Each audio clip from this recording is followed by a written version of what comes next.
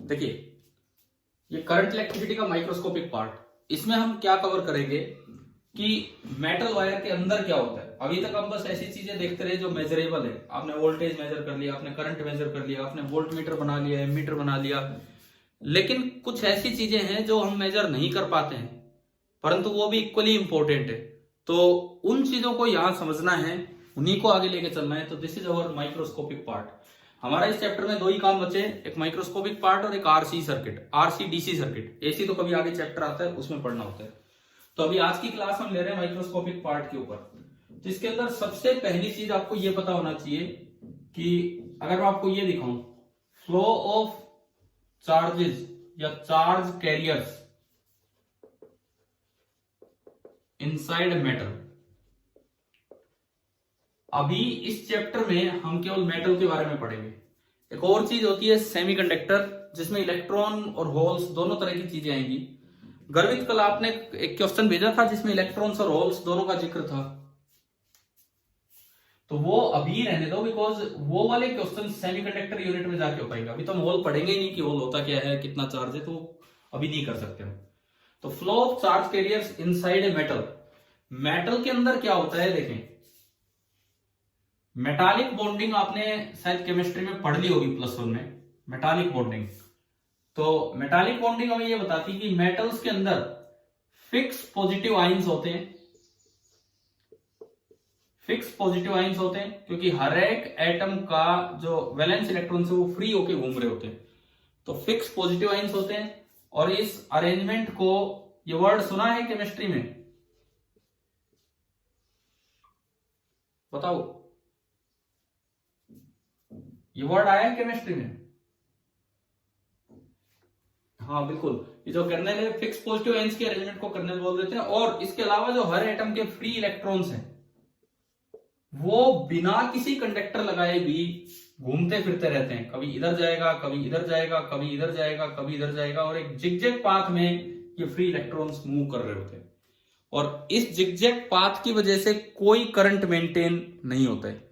इस zigzag path की वजह से कोई भी करंट यहां पे मेंटेन नहीं हो पाएगा इसमें, क्योंकि अगर एक वायर रखी है, एक बात बताओ, एक कोई मेटल की वायर रखी है, फ्री इलेक्ट्रॉन्स तो उसमें भी हैं, क्या उसमें करंट फ्लो करने लग जाता है अपने आप बिना कनेक्शन के? नहीं करता। ये करंट फ्लो करने के लिए दो चीजें होनी चाहिए। अगर रिक्वायरमेंट की मैं बात करूं तो दो चीजें होनी चाहिए। पहली बात, कैरियर, कैरियर के रूप में तो यहां इलेक्ट्रॉन्स हैं, फ्री हैं, वो चल सकते हैं। और दूसरी बात, कोई रीजन हो, कोई फोर्स लगाए कैरियर पे जिससे वो चले, तब जाके ये मूव करेंगे। जैसे मान लो आपके पास, आपको यहां से और रेवाड़ी जाना है, आपको यहां से रेवाड़ी जाना है, तो दो चीजें होनी चाहिए। पहली बात, लॉकडाउन में कोई साधन भी तो होना चाहिए भाई, एटलीस्ट आपके पास कोई साधन हो, बिकॉज बिना साधन के तो आप यहां से वहां जा ही नहीं पाएंगे। तो ये कैरियर तो साधन का काम कर रहे हैं। दूसरी बात, कोई कारण तो हो, ऐसा थोड़ी घर में गाड़ी खड़ी है तो ले भाई लेके निकल लिए रेवाड़ी, कोई रीजन हो। रीजन का मतलब बाहर से कोई फोर्स लगेगा तब जाके इलेक्ट्रॉन्स चलेंगे। तो यहां अगर मैं साधन की बात करूं तो फ्री इलेक्ट्रॉन्स है, कैरियर के रूप में तो फ्री इलेक्ट्रॉन्स है, तो चल सकते हैं, चल अब भी रहे हैं, चल अब भी रहे हैं। लेकिन इस समय जो उनमें एनर्जी है, that is thermal energy. Thermal energy का फॉर्मूला +1 के अंतिम दिनों में हमने पढ़ा था, जब 2-4 बच्चे आया करते थे शायद। 3/2 kV इंटू टी। क्या ये फॉर्मूला पढ़ा है कभी? kV is Boltzmann constant. Thermal kinetic energy जो होती है, काइनेटिक एनर्जी, ये +1 में वहां पे थर्मोडायनेमिक्स और उसमें केटीजी में आता था कि 3/2 kV, kV is Boltzmann constant and T is the temperature. kV is Boltzmann constant and T is the temperature. Screen दिख रही है कि नहीं दिख रही है? बोर्ड, यहाँ पे लाइट फ्लक्चुएट कर रही है बहुत ज्यादा, कभी लाइट चली जाती, कभी आ जाती, इस तरह का काम हो रहा है। तो इन इलेक्ट्रॉन्स में एक तो ये वाली एनर्जी होती है जिसकी वजह से बहुत हाई स्पीड रहती है। इसकी वजह से जो थर्मल स्पीड आती है इलेक्ट्रॉन्स के पास, वो काफी हाई है, नियरली 10⁵ मीटर पर सेकेंड के आसपास भी जा सकती है। जो थर्मल स्पीड है वो काफी हाई है, 10⁵ से लेके 10⁷ तक जा सकती है। और ये वाला जो मोशन है, दिस इज जिगजैग मोशन, इसकी वजह से कोई करंट फ्लो नहीं करेगा। ये जो आपका मोशन है this is purely zigzag motion, जिसकी वजह से कोई करंट फ्लो नहीं कर रहा होगा। दूसरा जो हमारा टाइप होगा यहां पे, दूसरी जो हमारी टाइप होगी that is in the presence of external force. अगर आप कोई एक्सटर्नल फोर्स लगाएंगे तो उसमें क्या होगा। अभी थोड़ा लाइट फ्लक्चुएट कर रही है, मैं इसके बाद कंटिन्यू करता हूं। आपका ये कनेक्शन भी जा चुका है, दिख ही नहीं रहा कुछ इसमें। आप देखो, अगर मैं एक एक्सटर्नल सोर्स लगा दूं, मैं एक एक्सटर्नल सोर्स लगा दूं करंट फ्लो करवाने के लिए, करंट फ्लो करवाने के लिए मैं एक एक्सटर्नल सोर्स लगा दूं, तो देखिए क्या होगा।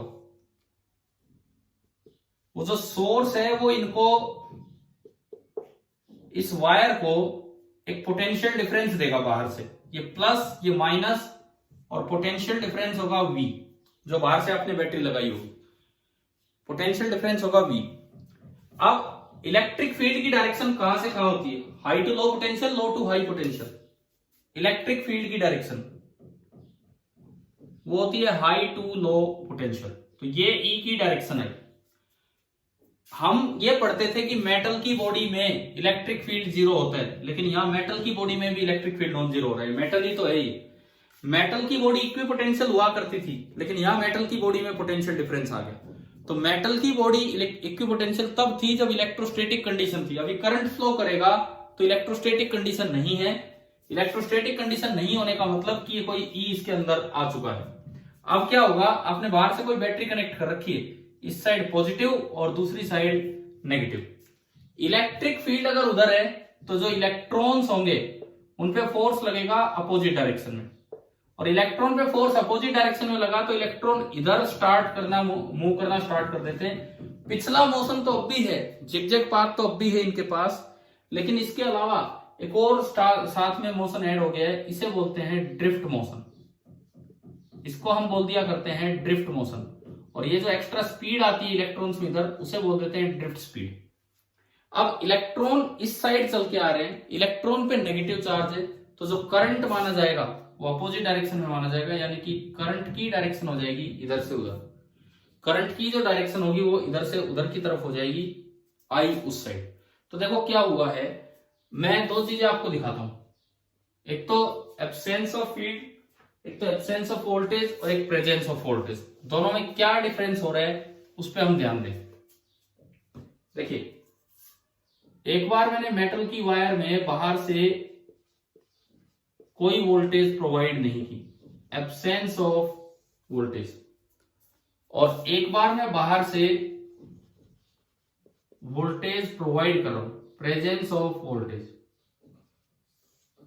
सबसे पहली बात, यहां पे रहता है थर्मल मोशन। इलेक्ट्रॉन्स में थर्मल मोशन रहेगा जो कि एक जिगजैग मोशन है, जिसकी वजह से कोई करंट नहीं बनता है। ये एक जिगजैग मोशन है। दूसरी बात, प्रेजेंस ऑफ वोल्टेज में थर्मल तो रहेगा ही रहेगा, एक एडिशनल मोशन और आ जाता है, एक एडिशनल मोशन और आ जाता है जिसे हम नाम देते हैं ड्रिफ्ट मोशन। थर्मल मोशन के अलावा एक एडिशनल मोशन और आ जाता है जिसे हम नाम देते हैं ड्रिफ्ट मोशन। दूसरी बात, पहला पॉइंट हमने ये सीखा। दूसरी बात, ये जो थर्मल मोशन होता है ये स्पीड काफी हाई होती है, 10⁵ मीटर पर सेकेंड टू 10⁷ मीटर पर सेकेंड चल जाती है, लेकिन जो ड्रिफ्ट स्पीड होती है बहुत ही कम होती है, नियरली 1 मिलीमीटर पर सेकेंड, बहुत कम है। ये ऑर्डर हमें याद होने चाहिए।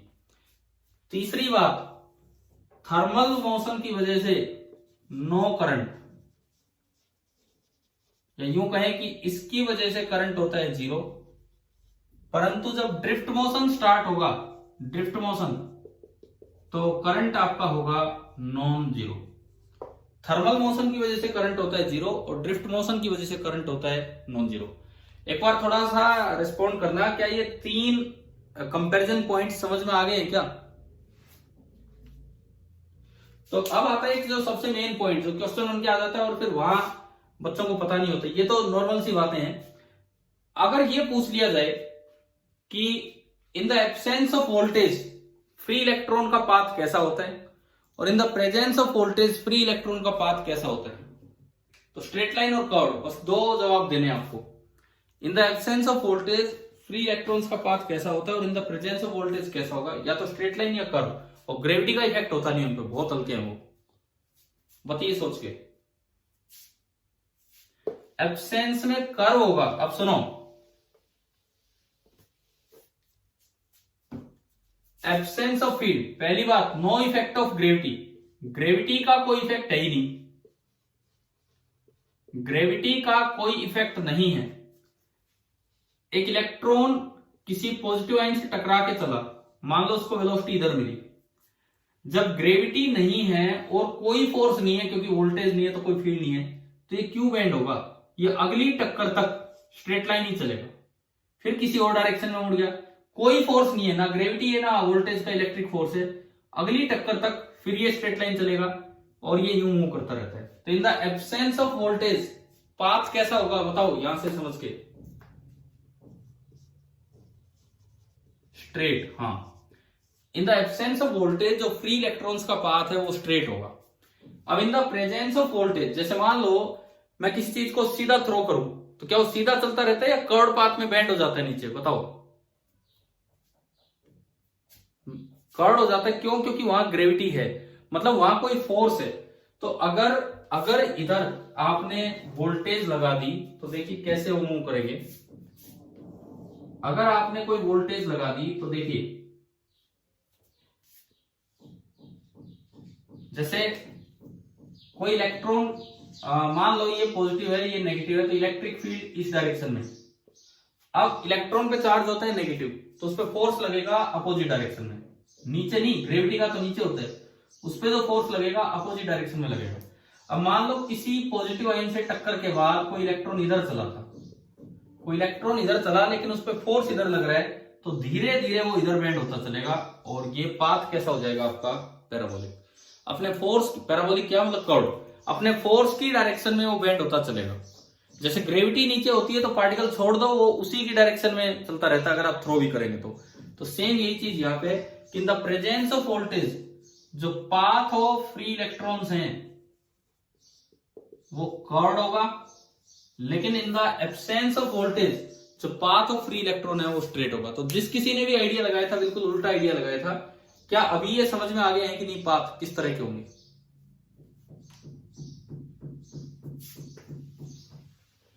अब देखिए ये माइक्रोस्कोपिक पार्ट हमारा चलेगा 2 दिन, आज और कल। माइक्रोस्कोपिक पार्ट आपका 2 दिन चलेगा, आज वेडनेसडे कल Thursday, then Friday and Saturday RC circuits, and साथ साथ आप अपना डिस्कशन जो मैं वैसे वीडियो के थ्रू या व्हाट्सएप के थ्रू आपको डाउट्स बताता रहूंगा, लेकिन आप डाउट्स भेजिए पहले। और संडे आपके पास फिर ऑलमोस्ट फ्री रहेगा अपनी तैयारी के लिए, अपने रिवीजन के लिए। संडे को मैं कोई क्लास नहीं ले रहा हूं, किसी के डाउट होंगे तो बस वही आपको बता रहा हूँ और कुछ नहीं। अब ये देखिए, flow of charge carriers inside a metal. अगर हम चार्ज कैरियर्स का फ्लो करना चाहें, ये तो हमने देख ही लिया है। अब बात ये आती है कि अगर ड्रिफ्ट स्पीड मिलीमीटर पर सेकंड में है तो ये तो बहुत कम है, ये तो बहुत ज्यादा कम है। मैंने स्विच ऑन किया, पंखा चलाना है, कम से कम पंखा मान लो 2 मीटर दूर है, मान लो पंखा 2 मीटर दूर है, 2 मीटर का मतलब है 2000 मिलीमीटर दूर है, यानी कि यहां वाले इलेक्ट्रॉन को वहां पहुंचने में इस स्पीड से 1 सेकंड में तो 1 मिलीमीटर ही चलता है, तो इस स्पीड से चला तो 2000 सेकंड लगे। 2000 सेकंड का मतलब कितने मिनट, डिवाइड बाई 60, 100/3 मिनट, मतलब आधा घंटा, आधा घंटा हो गया। आप ये बताओ क्या ऐसा होता है कि मैं स्विच ऑन करके फिर बैठा रहूं फिर आधे घंटे बाद पंखा चलेगा, होता है क्या ऐसा? तो फिर ये क्या हो रहा है, करंट तो इसकी वजह से है, ये स्पीड तो इतनी कम है कि यहाँ के इलेक्ट्रॉन को वहां पहुंचने में बहुत टाइम लगना है। फिर ये इतनी जल्दी, पंखा इतनी जल्दी चल जाता है कि हम ऑन करके ऊपर नहीं देखते, उससे पहले तो पंखा चलने लग जाता है, इतनी जल्दी पंखा चलता है। फिर बताओ जब थर्मल स्पीड की वजह से करंट ही नहीं है, इसकी वजह से करंट है, तो इतनी जल्दी ये एनर्जी कैसे पहुंच रही है वहां पे? इसका भी रीजन सुने आप। माइक्रोस्कोपिक पार्ट में यही छोटी छोटी बातें हैं, ढंग से आप सीखते चले, कुछ फॉर्मूले भी हैं, कुछ एक्सप्रेशंस भी हैं। इसमें क्या होगा कि जैसे मान लो ये कोई बल्ब है, ये कोई भी एक बल्ब है, आपने स्विच ऑन किया, बल्ब है, आपने स्विच ऑन किया, इधर से आपने स्विच ऑन किया, तो स्विच ऑन करते ही जो वायर में इलेक्ट्रॉन चलेंगे, देखो करंट ऐसे चलेगा, इसमें हमने सर्किट पार्ट पढ़ रखा है, करंट ऐसे चलेगा, करंट ऐसे चला तो इलेक्ट्रॉन अपोजिट डायरेक्शन में चले, करंट ऐसे चले तो इसका मतलब इलेक्ट्रॉन जो है वो उल्टे चल रहे होंगे, करंट ऐसे चलने का मतलब है इलेक्ट्रॉन उल्टे चलेंगे। अब इलेक्ट्रॉन तो मिलीमीटर पर सेकंड की स्पीड से चल रहे हैं, यहाँ के इलेक्ट्रॉन को यहाँ पहुंचने में आधा घंटा लग जाएगा, लेकिन जिस समय यहाँ का इलेक्ट्रॉन मूव करना स्टार्ट करता है उसी समय यहाँ का भी इलेक्ट्रॉन मूव करना स्टार्ट करता है, मतलब जब इनको एनर्जी आती है उनको भी एनर्जी मिल जाती है। क्यों? क्योंकि एनर्जी पहुंचने का मतलब है इलेक्ट्रिक फील्ड पहुंचा, और इलेक्ट्रिक फील्ड के प्रोपेगेशन की स्पीड होती है सी। ये हम ईएम वेव्स में पढ़ेंगे, इलेक्ट्रोमैग्नेटिक वेव्स वाले चैप्टर में। इलेक्ट्रिक फील्ड की एक जगह से दूसरी जगह जाने की स्पीड ऑफ लाइट है सी। स्पीड ऑफ लाइट बहुत ही ज्यादा होती है, नियरली 10⁸ मीटर पर सेकेंड। एग्जैक्टली भी शायद हमें पता होना चाहिए 299792458 मीटर पर सेकेंड, लेकिन ये बहुत ज्यादा है। इतनी ज्यादा स्पीड से अगर एनर्जी वहां गई है, इलेक्ट्रिक फील्ड वहां गया है, तो जिस समय यहाँ ड्रिफ्टिंग स्टार्ट हुई उसी समय वहां ड्रिफ्टिंग स्टार्ट होगी। तो जब यहाँ एनर्जी आई वहां भी एनर्जी आ गई। तो बल्ब को यहाँ के इलेक्ट्रॉन नहीं चाहिए, बल्ब को लोकल ड्रिफ्टिंग चाहिए। लोकल ड्रिफ्टिंग मतलब यहाँ का इलेक्ट्रॉन ड्रिफ्ट होने लग जाए। लोकल ड्रिफ्टिंग का यह मतलब है कि यहाँ का इलेक्ट्रॉन ड्रिफ्ट होने लग जाए तो अपने आप बल्ब ग्लो कर जाएगा। तो इस वजह से बहुत कम ड्रिफ्ट स्पीड होने के बावजूद भी बहुत जल्दी ये बल्ब ग्लो कर जाते हैं। क्या ये वाली मैकेनिज्म समझ में आ गया है कि नहीं?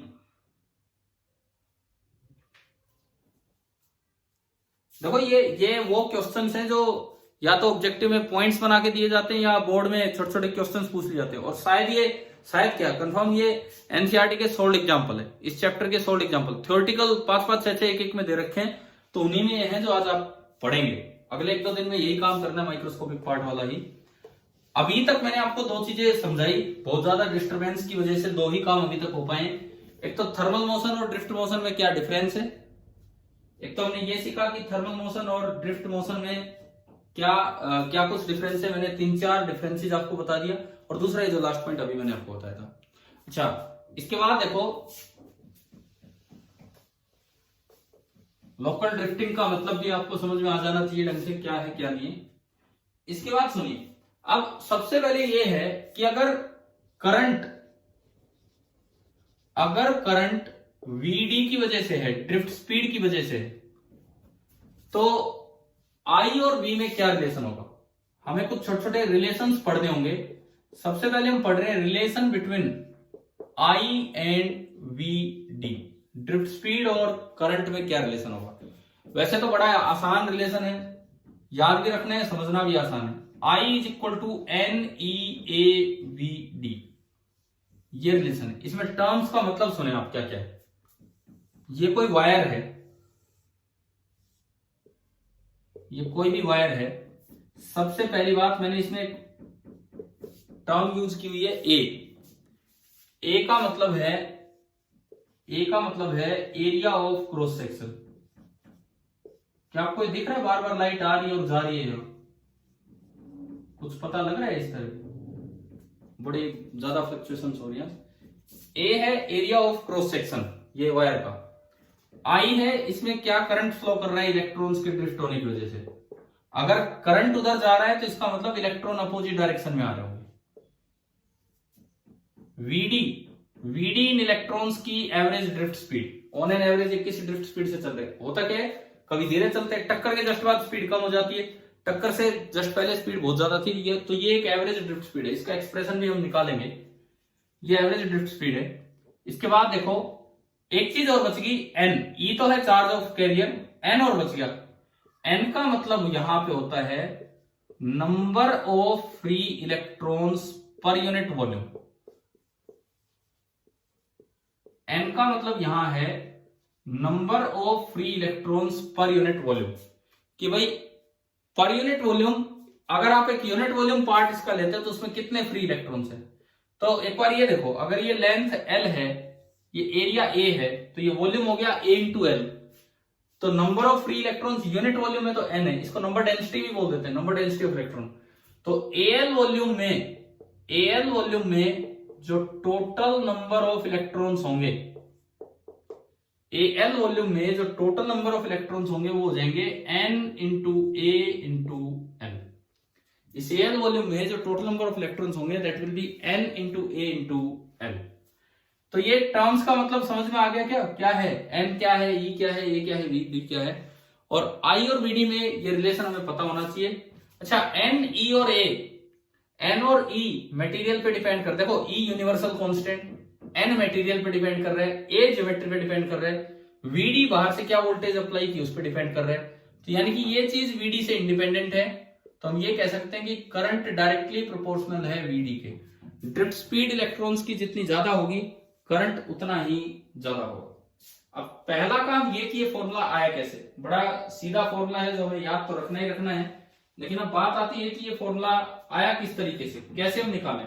तो देखो आप यहां देखो, ये एक एवरेज करंट है, इस एल लेंथ में कितना चार्ज है ये बताओ, इस एल लेंथ में टोटल चार्ज कितना है, माइनस साइन हटा देना, जो फ्री कैरियर्स है बस उनका चार्ज।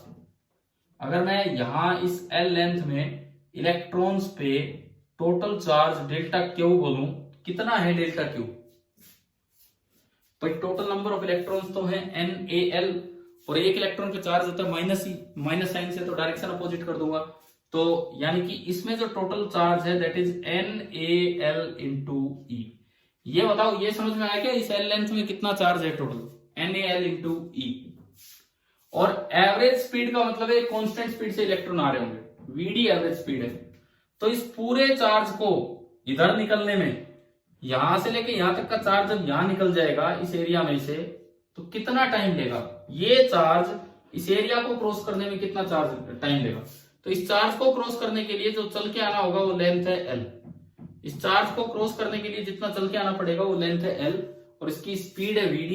तो इस एरिया को ये पूरा चार्ज क्रॉस करेगा डेल्टा t टाइम में, that is L by Vd।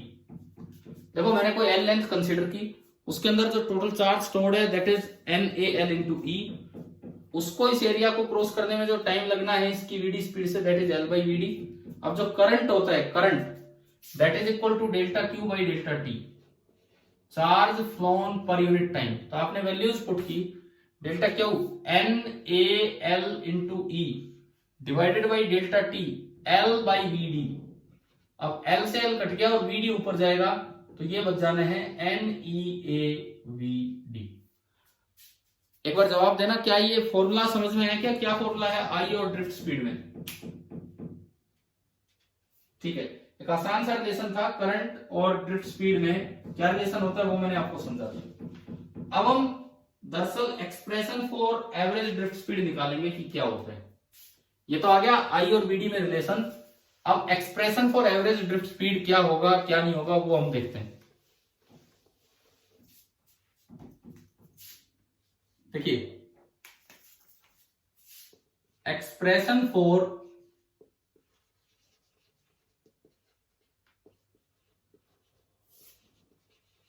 Average drift speed ये हमें निकालना है। देखो, इस एवरेज को देखने के दो मतलब है, आप ध्यान से सुनना, इस एवरेज को देखने के दो मतलब है। HC वर्मा बुक अपनी थ्योरी में अलग मतलब लेती है, NCERT बुक अपनी थ्योरी में अलग मतलब लेती है, तो हम तो वही इसको स्टैंडर्ड मानेंगे, ये फॉलो करेंगे। बाकी मैं आपको दोनों मतलब बताता हूं कि एवरेज का क्या मतलब है। HC वर्मा बुक क्या कह रही है कि बस केवल एक इलेक्ट्रॉन का एक टक्कर से दूसरे टक्कर तक की एवरेज। HC वर्मा बुक ये कहती है कि ये ड्रिफ्ट स्पीड बढ़ क्यों नहीं पाई, ये हम कह रहे हैं कि कांस्टेंट ड्रिफ्ट स्पीड रही, ये ड्रिफ्ट स्पीड बढ़ क्यों नहीं पाई, फोर्स तो लगातार लग रहा है, एक कंडक्टर के अंदर फील्ड है तो फोर्स तो लगातार लग रहा है, परंतु ड्रिफ्ट स्पीड बढ़ नहीं पा रही, वो एक एवरेज सी रहेगी। उसका रीजन सुनो, एक तो आप यहां से गिर जाओ, फोर्स लगातार लगेगा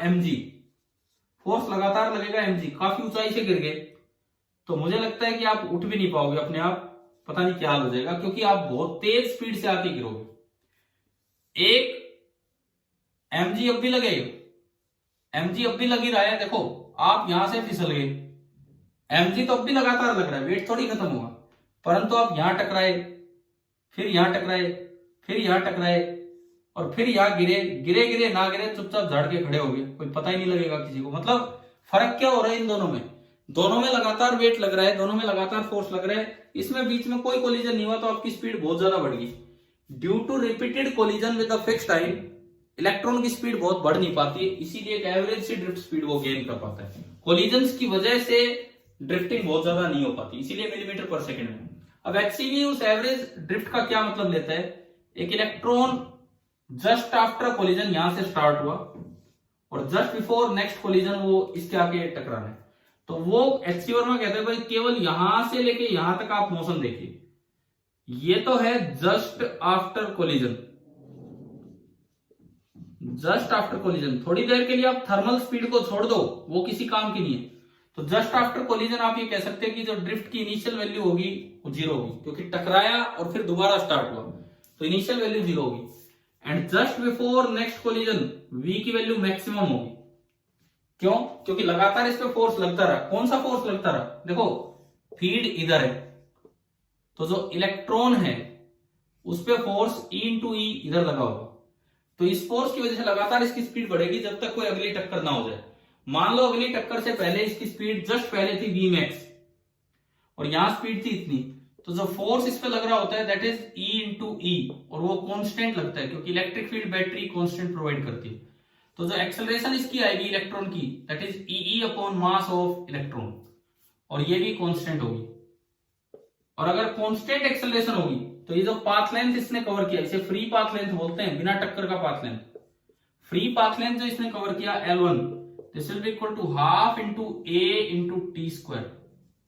मैं लगा रहा हूं s is equal to u t plus half a t square. Initial speed zero है तो L1 आपका आया half into a into t square.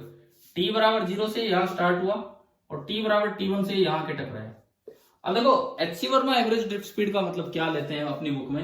HC Verma जी ने लिखा हुआ है कि ड्रिफ्ट स्पीड का मतलब है कि दो टक्करों के बीच में यहां स्पीड बहुत कम थी, यहां स्पीड बहुत ज्यादा थी, तो दो टक्करों के बीच में इलेक्ट्रॉन की एवरेज स्पीड क्या है? तो क्योंकि एक्सेलरेशन कांस्टेंट है, क्योंकि एक्सेलरेशन कांस्टेंट है तो हमने +1 में काइनेमेटिक्स में पढ़ा है कि अगर एक्सेलरेशन कांस्टेंट हो तो एवरेज स्पीड होती है initial speed plus final speed upon 2।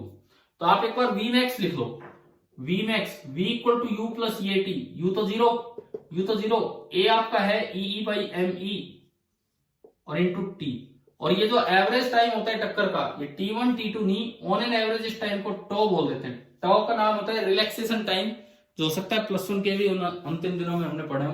टॉ को बोलते हैं रिलैक्सेशन टाइम, टक्करों के बीच का टाइम, दो टक्करों के बीच का time average time, this is relaxation time. तो v मैक्स u plus a t, u zero, a e by m और t है टॉ, तो ये v मैक्स आ गया, u जीरो है।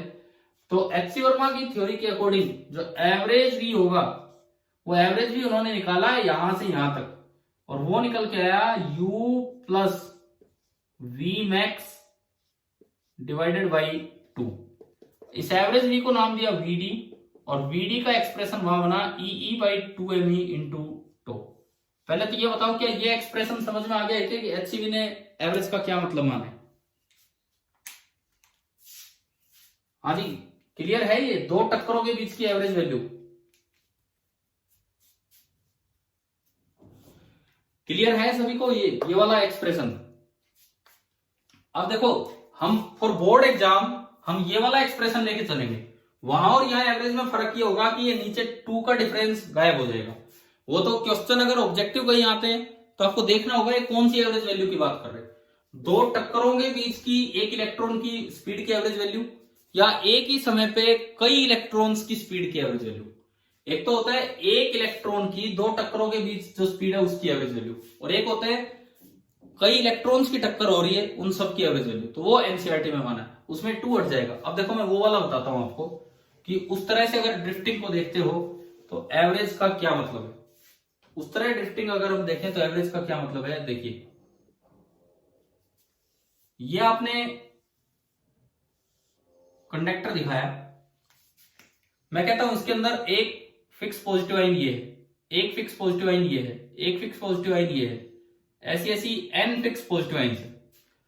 जस्ट बिफोर कोलिजन एक इलेक्ट्रॉन आके टकरा रहा है, जस्ट बिफोर कोलिजन उसकी स्पीड मैक्सिमम होती है और वो मैक्सिमम स्पीड होती है e by m electron into T1। मान लो T1 टाइम में आके टक्कर, जस्ट बिफोर कोलिजन अगले की स्पीड भी मैक्सिमम होगी और वो होगी e by m into T2। And just before collision last वाले मतलब nth है, उसकी स्पीड भी मैक्सिमम होगी e by m e into Tn। NCERT की थ्योरी ये कहती है कि आप एवरेज ड्रिफ्ट स्पीड का मतलब ये लो कि जस्ट बिफोर कोलिजन सब इलेक्ट्रॉन्स कितनी स्पीड से टक्कर मार रहे हैं, उनका अर्थमेटिक मीन। तो एनसीईआरटी की थ्योरी के अकॉर्डिंग जो एवरेज वी है वो आपको लेना है इन सब का अर्थमेटिक मीन। अर्थमेटिक मीन का मतलब है V1 plus V2 continue up to Vn divided by n। मैंने इन सब में से e by mass of electron common ले लिया और ये अंदर बच गया T1 plus T2 plus continued up to Tn divided by n, और इसे बोला गया tau, average relaxation time. Relax मतलब जब तक टक्कर नहीं हो रही वो टाइम, टक्कर होते वो टाइम खत्म। तो this is average relaxation time called tau. तो एवरेज ड्रिफ्ट स्पीड का फॉर्मूला एनसीईआरटी की थ्योरी के अकॉर्डिंग है e by m e into tau. आप ये बताओ क्या दोनों एवरेज एक्सप्रेशंस क्लियर हो गए? क्या मतलब है क्या नहीं? अब अगर बोर्ड एग्जाम में आता है, सीबीएसई एग्जाम में, बोर्ड एग्जाम में आता है तो आपको ये वाला एक्सप्रेशन निकाल के आना है, वो प्रूफ आ सकते हैं बोर्ड में। अच्छा, किसी कॉम्पिटिटिव एग्जाम में आए तो उन्होंने मीनिंग क्लियर कर रखा होगा कि एक ही इलेक्ट्रॉन की पहली टक्कर से दूसरी टक्कर तक एवरेज स्पीड वो ड्रिफ्ट लेनी है, या फिर कई इलेक्ट्रॉन्स की जो ड्रिफ्ट स्पीड बन रही है उसकी एवरेज लेनी है। तो कईयों के लिए नहीं हो तो ये वाला एक्सप्रेशन आएगा, और एक की ही एवरेज की बात करें कि भाई एक की यहां से वहां टक्कर हुई है तो ये होगा। लेकिन अगर कुछ भी मेंशन नहीं कर रखा तो आप एनसीईआरटी वाला एक्सप्रेशन लेके चलेंगे e by m e into tau. तो ये आपकी हुई एवरेज ड्रिफ्ट स्पीड। और यहां एक और चीज देखो आप, इस एवरेज ड्रिफ्ट स्पीड के बारे में एक खास बात, इसका जो एक्सप्रेशन आया है वहां से देखते हैं। Vd इसमें E by m e into tau, इसको मैंने अलग कर लिया और ये है इंटू कैपिटल E। अब देखिए E और M ये तो यूनिवर्सल कॉन्स्टेंट्स है भाई। E क्या है? चार्ज ऑफ इलेक्ट्रॉन, और M क्या है? मास ऑफ इलेक्ट्रॉन। ये तो यूनिवर्सल कॉन्स्टेंट्स है। टो जिसको हम बोल रहे हैं रिलैक्सेशन टाइम, टक्करों के बीच का टाइम, दरअसल वो डिपेंड करता है एक तो number density of free electrons और एक टेम्परेचर। वो दो चीजों पे डिपेंड करता है, नंबर डेंसिटी और टेम्परेचर। नंबर डेंसिटी ज्यादा होगी टक्करें जल्दी जल्दी होती रहेंगी। मेनली वो डिपेंड कर रहा होता है टेम्परेचर पे। अगर आप टेम्परेचर बढ़ा दोगे, अगर आप मेटल का टेम्परेचर बढ़ा दोगे तो उसकी काइनेटिक एनर्जी बढ़ जाएगी, फ्री इलेक्ट्रॉन्स की काइनेटिक एनर्जी बढ़ेगी। तो बताओ टक्करें जल्दी जल्दी होंगी या देर में होंगी? काइनेटिक एनर्जी अगर बढ़ेगी टक्कर जल्दी होंगी, टक्कर जल्दी होंगी तो रिलैक्सेशन टाइम कम हो गया। यानी कि if temperature increases then tau decreases. लेकिन खास बात, ई पे कोई भी डिपेंड नहीं कर रहा, ना तो ये दोनों और ना ये दोनों, यानी कि ये चीज इंडिपेंडेंट है ई से। इसका मतलब एक हमारे पास एक डायरेक्ट रिलेशन है कि Vd is directly proportional to E। जो ड्रिफ्ट स्पीड होती है, drift speed of free electrons, वो इलेक्ट्रिक फील्ड के डायरेक्टली प्रोपोर्शनल होती है। ये जो टो होता है ना मेटल्स में, जो भी मटेरियल्स होते हैं नॉर्मल, उनमें टो का ऑर्डर आप थोड़ा याद रखना। टो का जो ऑर्डर होता है नियरली 10⁻⁻14 सेकेंड। टो का जो ऑर्डर होता है दैट इज नियरली 10⁻⁻14 सेकेंड। बहुत जल्दी जल्दी टक्करें हो रही होती हैं, बहुत ही फटाफट टक्करें होती चलती है इसमें। अब मैं एक बार एनसीईआरटी बुक उठाता हूं ताकि, क्योंकि अभी तो माइक्रोस्कोपिक पार्ट शुरू हुआ है। मेन क्लास आज कुछ तो टाइम वैसे वेस्ट हो गया था, मेन क्लास कल की होगी, या टाइम मिला तो मैं हो सकता है कुछ वीडियो लेक्चर आपके लिए डालूं। अभी देखो आज जो काम मैंने पढ़ाया है, अब आपका टाइम होने वाला है तो आप सुने। आज जो हमने पढ़ा है आप उसके बेसिस पे क्या क्या करेंगे, और ये करना है आज ही। NCERT page number 99 example 3.1, page number 99 example 3.2। इसके जस्ट बाद मोबिलिटी एक टर्म डिफाइन कर रखी है, बता देता हूं मैं यही। मोबिलिटी क्या होती है? आपने अभी एक रिलेशन पढ़ा, Vd is directly proportional to E। VD is directly proportional to E। जब भी प्रोपोर्शनलिटी साइन हटाते हैं तो एक कांस्टेंट आता है, तो VD बराबर म्यू इंटू E। इस म्यू को ही बोलते हैं मोबिलिटी, VD अपॉन E। ये जो म्यू है this is known as mobility. Drift speed per unit electric field is known as mobility. अब उसके बाद अगला टॉपिक है लिमिटेशन ऑफ ओम्स लॉ, वो हमने पढ़ रखा है। तो आप घर से एक काम करेंगे, ये चैप्टर जहां से स्टार्ट होता है, चैप्टर जहां से स्टार्ट हो रहा है ये करंट इलेक्ट्रिसिटी, वहां से लेके और पेज नंबर 101 जिसमें लिमिटेशन ऑफ ओम्स लॉ भी आ गया, वहां तक एक बुक रीडिंग करना फटाफट, बहुत ज्यादा टाइम नहीं लगना है।